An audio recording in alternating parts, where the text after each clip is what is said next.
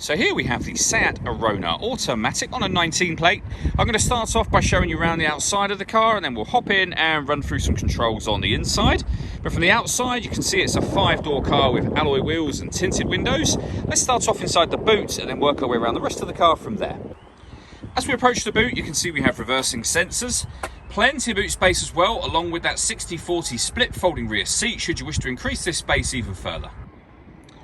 Okay, so we're going to work our way back round to the front of the car now, and then we'll hop in and run through some controls on the inside. Now that we've done a full circle of it though, you can see it's in excellent condition the whole way round. Just briefly before we climb in, I think it's well worth seeing the interior from this exterior point of view. There's plenty to run through on the dashboard, so let's hop in and we'll do that now. Okay, now that we're inside the car, we're going to start with the dials. We have the rev counter on the left-hand side and the speedometer on the right, along with a digital readout for the speedometer as well. In the centre, you can see the total miles for the car. They are 8,259. Above that, slightly to the left, just here, it will show you what gear this car is currently in.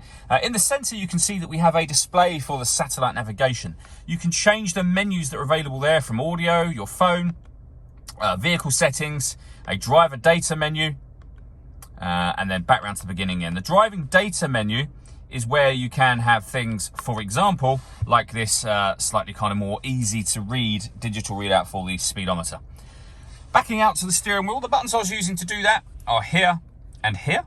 On the left hand side we have stereo controls and phone controls. Just behind the steering wheel, the minus and plus paddle, that is so that you can change gear manually on this automatic gearbox.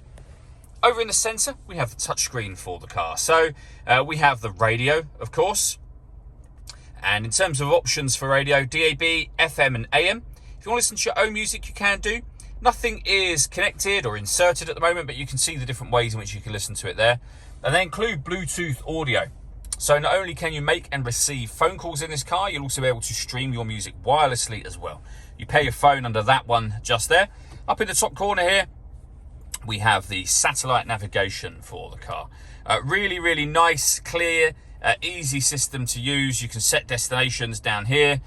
You can go to points of interest, for example. So if you needed fuel, you would simply select the closest petrol station to wherever you are right now. And you can see there is one literally over the road from where we're currently parked here. Working our way down, we have dual zone climate control. You can adjust the passenger temperature, the driver temperature. You can increase and decrease the fan speed and determine what direction you'd like the air to be distributed in. When you're happy with all of those settings, that button turns your air conditioning on, and it will turn it off again as well.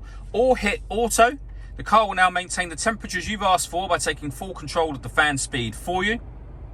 To override that, simply readjust the fans, put it back on your own setting here, and you're now in a manual mode again. Under that, we have 2 USB inputs and a auxiliary input. If your phone is able to charge wirelessly, laying it on this pad will support wireless charging, so your phone will immediately begin to charge.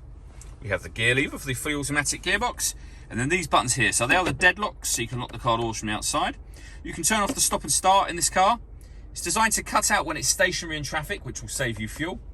The system is off when that light shows, and then that final button will change the driving mode of the car from eco to normal, sport, or individual. And under individual, you'll be able to change the settings to have it customized in whatever way you wish. All that leaves me to say is thank you for taking the time to watch this video. If you'd like to come see the car for yourself and have a test drive, please feel free to give us a call here at Mach 1 Cars. We'd love to hear from you soon.